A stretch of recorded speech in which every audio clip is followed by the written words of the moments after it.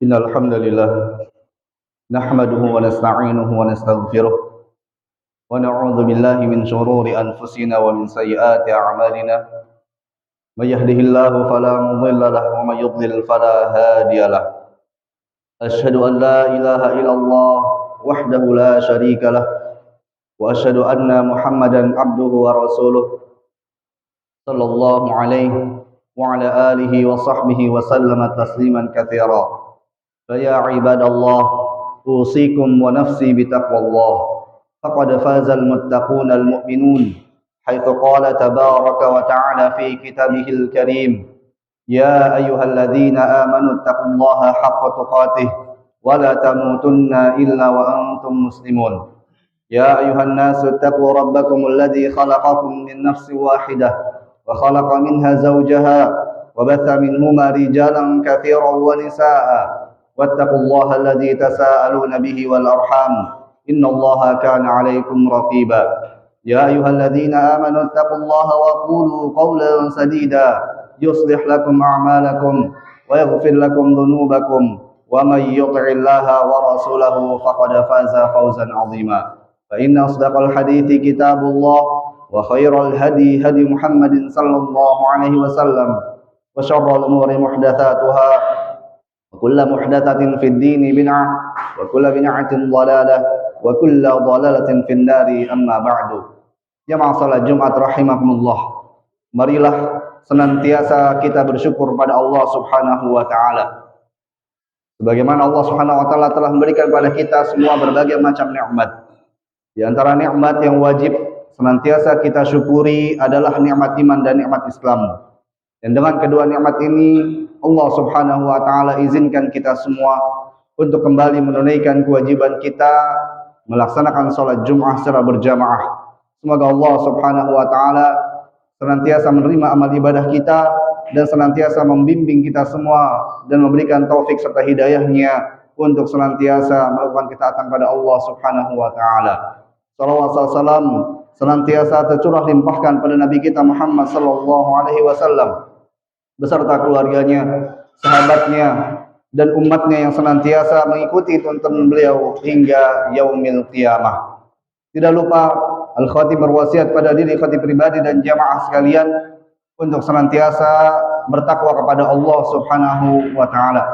Sebagaimana Allah Subhanahu wa taala perintahkan kita untuk bertakwa yang bermakna berlindung daripada api neraka, menjauhkan diri kita dengan api neraka dengan melaksanakan ketaatan pada Allah Subhanahu wa taala. Karena Allah Subhanahu wa taala berfirman, "Wattaqu yawman turja'una fihi ila Allah, tsumma tuwaffa kullu nafsin ma kasabat wa hum la yuzlamun."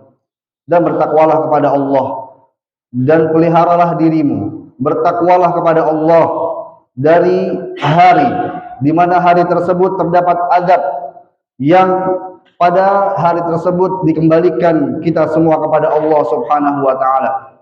Tsumma tuwaffa kullu nafsin ma kasabat. Kemudian masing-masing dari kita akan diberikan balasan yang sempurna atas apa yang telah kita lakukan. Wa hum la yuzlamun. Sedangkan mereka sama sekali tidak dirugikan, tidak dianiaya dan tidak dizalimi oleh Allah Subhanahu wa taala. Maka kita bertakwa kepada Allah Subhanahu wa taala dengan terus menjalankan perintah Allah dan menjauhi larangan Allah Subhanahu wa taala. Jamaah salat Jumat rahimakumullah. Tidak ada hubungan, tidak ada pertautan di dalam diri kita yang mendatangkan kemuliaan, yang mendatangkan hakikat daripada penciptaan kita sebagai seorang manusia kecuali pertautan hati kita dan hubungan hati kita yang kuat kepada Allah Subhanahu wa taala. Yang dengan hubungan tersebut Allah Subhanahu wa taala akan memberikan kebahagiaan dan ketenangan kepada kita. Dan sebaliknya, apabila hubungan hati kita kepada Allah Subhanahu wa taala melemah, maka akan mendatangkan kesengsaraan, mendatangkan kesulitan di dalam kehidupan kita. Meskipun ada di antara manusia yang sudah merasa cukup, merasa tenang dengan apa yang dia miliki dari harta benda, dari jabatan, dari orang-orang yang paling dekat dengan dia, namun pada hakikatnya hati dia masih terus membutuhkan sesuatu yang paling kuat, sesuatu yang paling sempurna, dan tidak didapatkan kecuali dengan mempertautkan hatinya, dengan menghubungkan hatinya dengan Allah Subhanahu wa ta'ala. Senantiasa mendekatkan dirinya kepada Allah, senantiasa berpegang teguh dengan tali Allah Subhanahu wa ta'ala, dan senantiasa bersandar kepada Allah Subhanahu wa ta'ala. Ada sesungguhnya dengan bersandar hati kita kepada Allah, dengan menguatkan hubungan hati kita kepada Allah Subhanahu wa ta'ala, maka akan mendatangkan kebaikan di dalam kehidupan dunia kita maupun di dalam kehidupan akhirat kita. Sebagaimana kebaikan kehidupan dunia dan kebaikan kehidupan akhirat tergantung sejauh mana kuatnya hubungan hati kita kepada Allah Subhanahu wa ta'ala. Allah Subhanahu wa ta'ala berfirman di dalam surah Asy-Syura ayat ke-30, "Wa ma asabakum min musibah fabima kasabat aydikum wa ya'fu an katsir." Dan apa-apa yang menimpa kalian daripada musibah, hakikatnya merupakan hasil daripada perbuatan yang telah kalian lakukan sendiri. Wa ya'fu an katsir, dan sesungguhnya Allah Subhanahu wa ta'ala Maha mengampuni hamba-hambanya yang begitu banyak. Maka di dalam ayat ini dengan tegas Allah Subhanahu wa ta'ala sebutkan hubungan antara musibah, ujian yang datang di dalam kehidupan kita, sebabnya karena jauhnya kita dari Allah Subhanahu wa ta'ala. Jauhnya hati kita dari hubungan, dari pertautan hati kita kepada Allah Subhanahu wa ta'ala.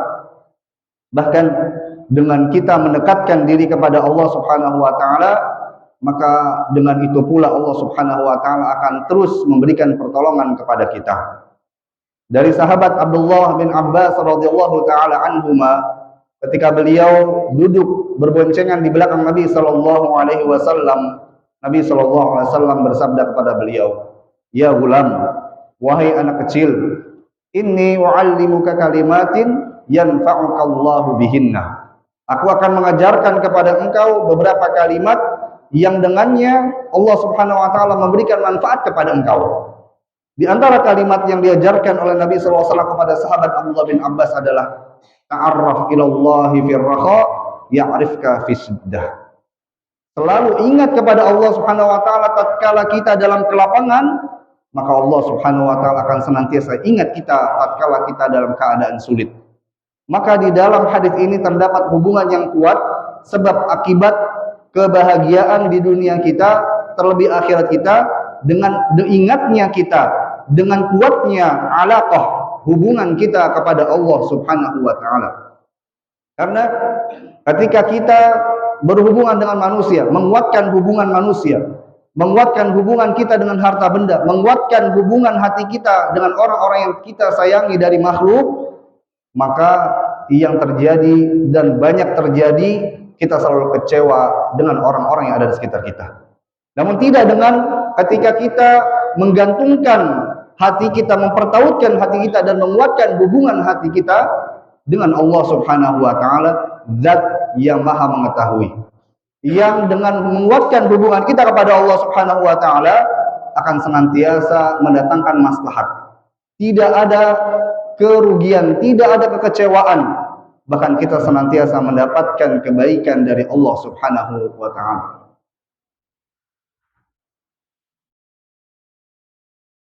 Allah Subhanahu wa ta'ala sebagai zat yang maha mengetahui, yang tidak ada celah di dalam zat Allah Subhanahu wa ta'ala.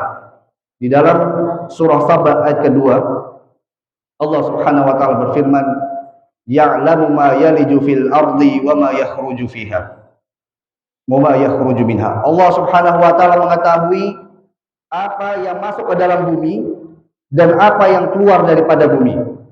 Wa ma yanzilu minas sama'i wa ma ya'ruju fiha. Dan Allah Subhanahu wa ta'ala mengetahui apa yang turun dari langit dan apa yang naik ke langit. Ini menunjukkan bahwa Allah Subhanahu wa ta'ala maha mengetahui apapun yang ada di dalam kehidupan ini, apapun yang ada di muka bumi ini, apapun yang masuk ke dalam muka bumi ataupun yang keluar dari muka bumi, ataupun hujan yang turun, ataupun apa yang naik ke langit, maka Allah Subhanahu wa ta'ala maha mengetahui.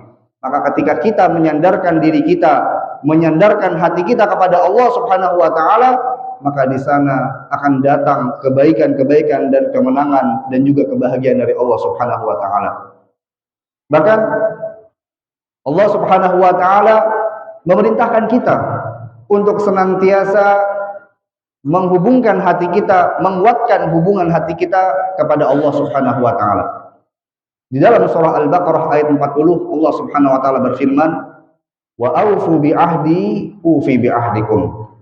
Dan penuhilah janjimu kepada aku, maka aku akan memenuhi janjiku kepadamu.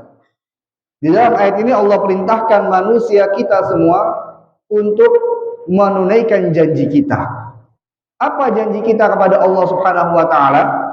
Di dalam tafsiran ayat ini, Syekh Muhammad bin Sulaiman Al-Ashqar rahimahullahu taala menafsirkan di antara tafsiran dari janji ini adalah kita telah berjanji dan mengikrarkan diri kita untuk menunaikan kewajiban-kewajiban yang Allah telah berikan kepada kita.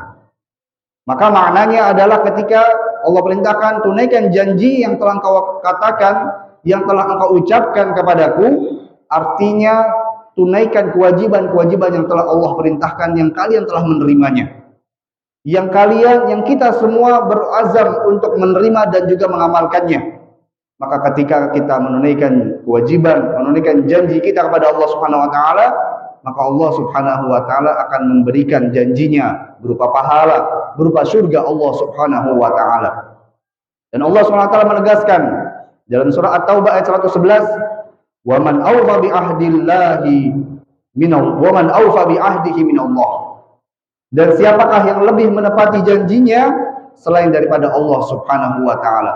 Di sini Allah Subhanahu wa taala tegaskan bahwa ketika kita menggantungkan hati kita kepada janji-janji dari makhluknya, dari manusia, maka yang kita dapatkan hanyalah kekecewaan.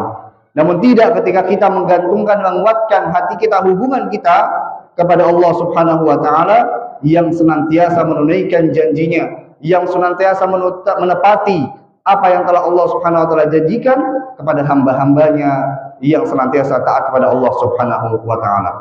Ya ma'asyiral Jumat rahimakumullah.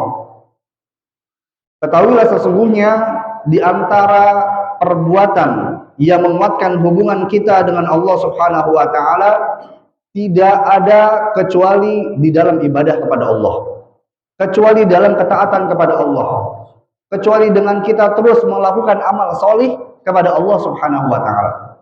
Di antaranya adalah senantiasa menguatkan ibadah sholat kita, yang mana tidak mungkin seseorang mengaku berhubungan kuat dengan Allah, senantiasa ingat kepada Allah dan cinta kepada Allah, namun tidak pernah melaksanakan sholat, jarang berdoa kepada Allah di dalam sholatnya, jarang mengingat Allah dalam ruku' dan sujudnya. Maka ketika dia melaksanakan sholat, dia senantiasa menjaga hubungannya dengan Allah Subhanahu wa ta'ala. Bahkan Al-Imam Ibnu Qayyim rahimahullah ta'ala menjelaskan di antara gerakan sholat yaitu sujud. Ketika seseorang meletakkan bagian yang paling mulia dari tubuhnya yaitu keningnya, kepalanya, pada bagian atau pada salah satu tempat yang paling rendah yaitu tanah atau tempat sujudnya, yang dimana tempat tersebut orang menginjakkan kakinya, maka pada perbuatan tersebut terdapat khudu', terdapat kerendahan hati.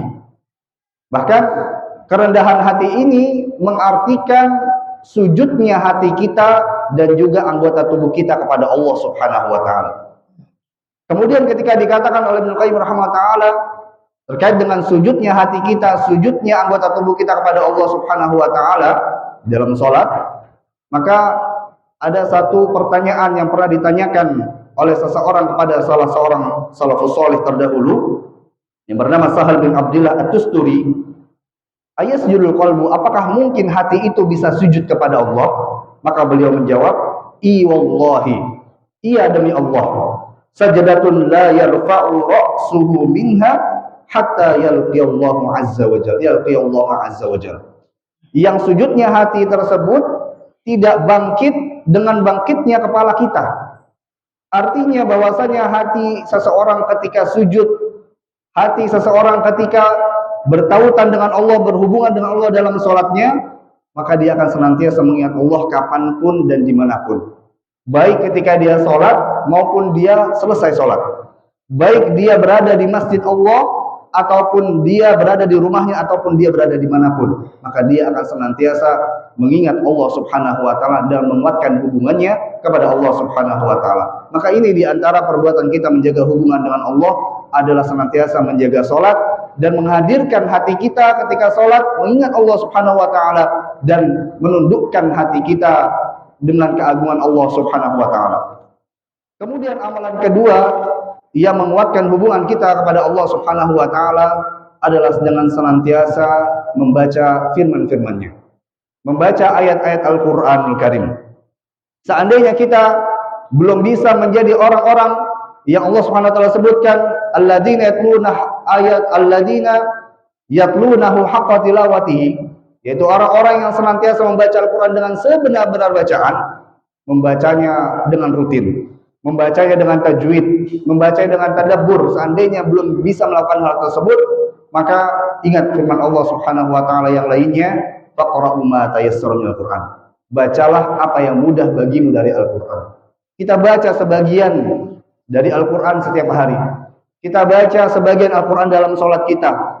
Dan ketika kita belum juga mampu istiqomah membaca sebagian dari Al-Qur'an, sedikit dari Al-Qur'an dalam setiap hari kita, maka ingat firman Allah Ta'ala, fastami'u lahu wa ansitu. Kita senantiasa menyukai, menyimak bacaan dan mendengar bacaan ayat-ayat Al-Qur'an.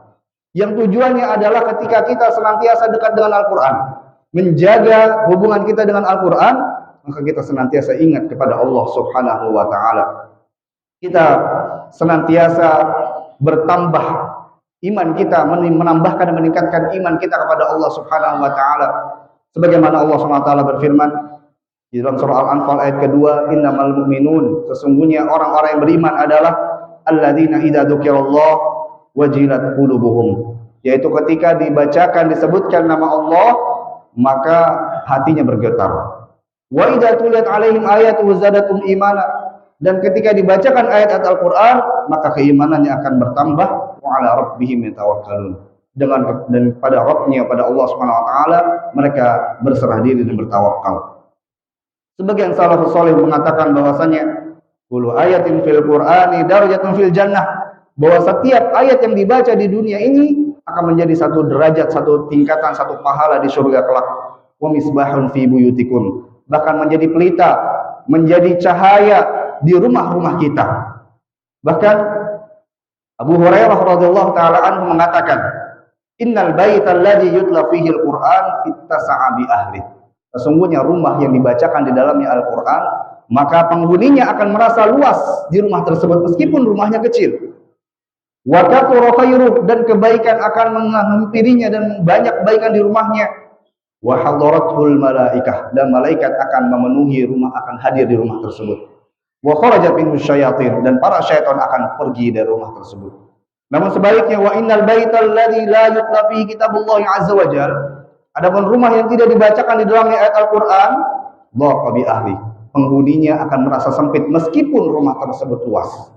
Wa qalla khairuh, dan kebaikan akan sedikit di dalam rumah tersebut. Wa kharajat minhul malaikah, malaikat keluar dari rumah tersebut. Wa hadarathu syayatin, dan sebaliknya syaitan akan ada hadir di rumah-rumah tersebut. Maka jamaah salat Jumat rahimakumullah, senantiasa kita jaga interaksi kita dengan ayat-ayat Allah, sehingga kemudian Allah Subhanahu wa taala akan memberikan kebaikan-kebaikan di dalam kehidupan kita, di antaranya dengan memberikan kebaikan di dalam rumah kita, kebaikan pada keluarga kita dan pada diri kita. Kemudian di antara amalan yang menguatkan hubungan kita dengan Allah Subhanahu wa taala adalah zikir. Senantiasa mengingat Allah Subhanahu wa taala dengan ucapan kita, dengan tasbih, dengan tahmid, dengan tahlil dan dengan takbir. Yang mana Allah Subhanahu wa taala di dalam Al-Qur'an, dalam surah Al-Ahzab ayat 41 sampai 42 memerintahkan kita dengan satu perkara dan kemudian memerintahkan kita untuk memperbanyak perkara tersebut. Allah berfirman, ya ayyuhalladzina amanu dzkurullaha dzikran katsira. Wahai orang-orang beriman, ingatlah nama Allah, sebutlah Allah Subhanahu wa taala, berzikirlah kepada Allah Subhanahu wa taala dengan zikir yang banyak. Wasabbihuhu bukratan wa asila, dan sucikanlah, bertasbihlah kepada Allah Subhanahu wa taala di waktu pagi dan juga di waktu petang. Ini merupakan perintah yang kemudian Allah Subhanahu wa taala ikat atau Allah Subhanahu wa taala berikan keterangan di belakangnya untuk memperbanyak. Apa fungsinya? Fungsinya adalah senantiasa kita berhubungan, senantiasa hati kita terpaut dengan Allah Subhanahu wa taala. Ketika kita melakukan aktivitas, ketika kita menjalani kehidupan kita sehari-hari, maka kita senantiasa mengingat Allah Subhanahu wa taala, mengingat Allah sebagai pencipta, mengingat Allah Subhanahu wa taala yang mengatur seluruh kehidupan kita, yang memberikan kebahagiaan, yang menguji kita semua, sehingga kita akan mendapatkan kelapangan hati dan kebahagiaan di dunia maupun di akhirat.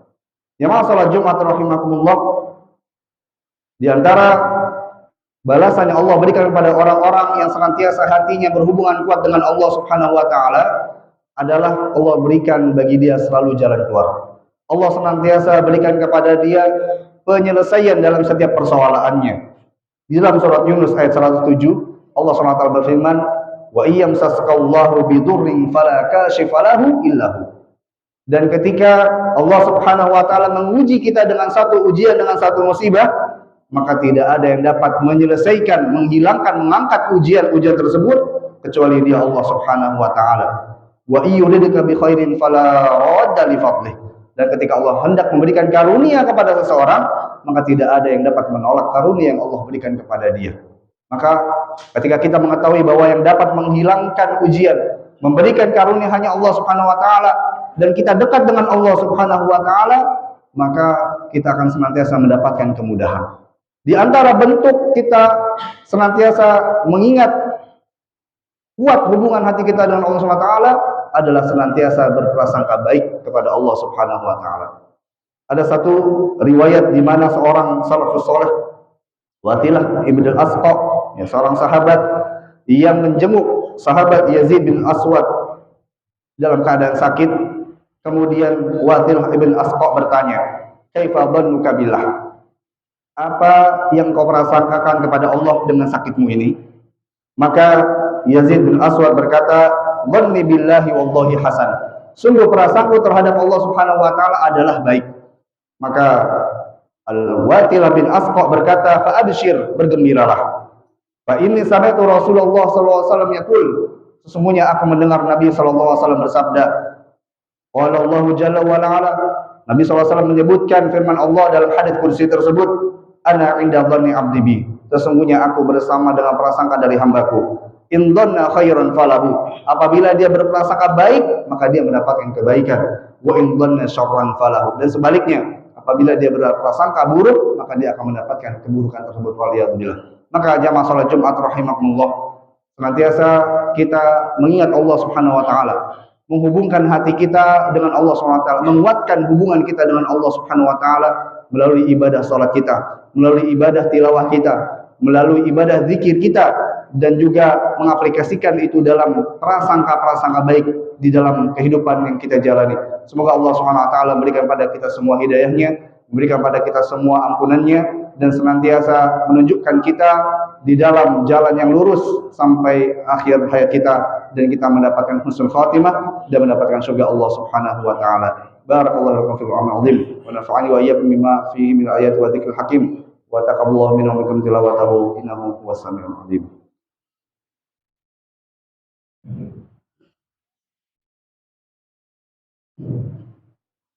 Alhamdulillah azimul ihsan wasi'ul fadli wal judi wal imtinan wa asyhadu an la ilaha illallah wahdahu la syarika lah wa asyhadu anna Muhammadan abduhu wa rasuluh sallallahu alaihi wa ala alihi wa sahbihi wa sallam tasliman katsira. Allah Ta'ala fi kitabihil karim, ya ayyuhalladzina amanu taqullaha haqqa tuqatih wa la tamutunna illa wa antum muslimun. Wa qala ta'ala, wa may yattaqillaha yaj'al lahu makhraja. Wa qala ta'ala, innallaha wa malaikatahu yusholluna 'alan nabi, ya ayyuhalladzina amanu shallu 'alaihi wa sallimu taslima. Qala Nabi sallallahu alaihi wasallam, man shalla 'alaihi salatan sallallahu 'alaihi bihi asyra. Allahumma shalli 'ala Muhammad wa 'ala ali Muhammad kama shallaita 'ala Ibrahim wa 'ala Ibrahim innaka Hamidum Majid. Wa barik 'ala Muhammad wa 'ala ali Muhammad kama barakta 'ala Ibrahim wa 'ala Ibrahim innaka Hamidum Majid. Allahumma 'izzal Islam wal muslimin اللهم أعز الإسلام والمسلمين ودمر أعداءك أعداء الدين يا ذا الجلال والإكرام. اللهم اغفر للمسلمين والمسلمات والمؤمنين والمؤمنات الأحياء منهم والأموات إنك سميع قريب مجيب دعوات يا قاضي الحاجات. اللهم آت نفوسنا تقواها وزكها أنت خير من زكاها أنت وليها مولاها. اللهم إنا نسألك الهدى والتقى والعفاف والغنى. اللهم آت نفوسنا تقواها وزكها أنت خير من زكاها أنت وليها مولاها. اللهم اغننا بحلالك عن حرامك يا رب العالمين. اللهم أرنا الباطل باطلا وارزقنا اجتنابه اللهم آتنا أن الحق حقا وارزقنا اتباعه وأرنا الباطل باطلا وارزقنا اجتنابه. اللهم أصلح أحوال المسلمين.